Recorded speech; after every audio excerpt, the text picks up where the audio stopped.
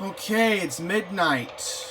Let's see if New York 1 brings up the hostage situation. Because we had to wait after Inside City Hall re-aired. Startly with our top stories, at least 5 cases of the Omicron variant are found in the state, 4 of them here in the city. The governor said the symptoms are mild and not life-threatening.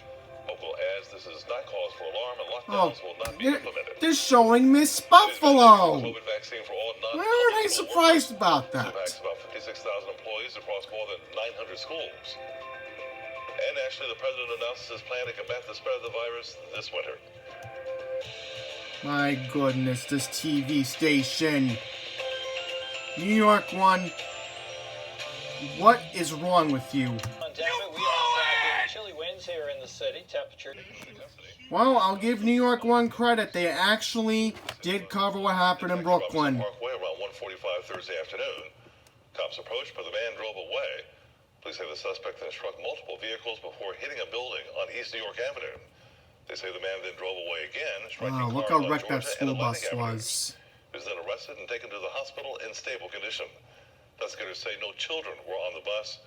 Charges are pending. The day after police say a loaded gun was found on a Brooklyn student, more weapons are found.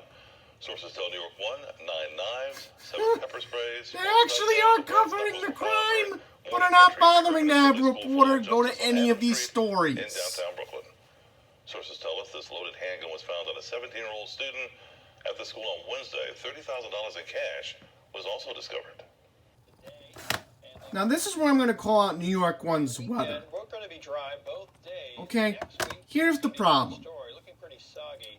We'll show you that. Why is John Dabbitt not in front of the weather board talking about the wind that we're supposed to be getting tonight?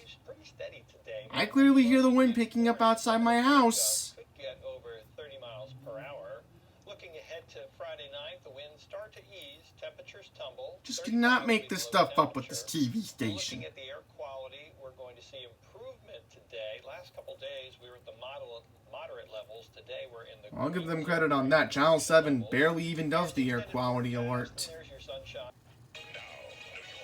Right, so this is Channel 7's 11 o'clock newscast. Let's see what they let off with. Again, leading off with the virus! There's tropical storm force conditions expected tonight! Are you kidding me? This is completely ridiculous. Lee Goldberg should have let off right with the newscast tonight. Look at this, there were even thunderstorms in the Hudson Valley tonight. Wow. So again, Channel 7 should have been leading off with this. The weather should have been the top story tonight.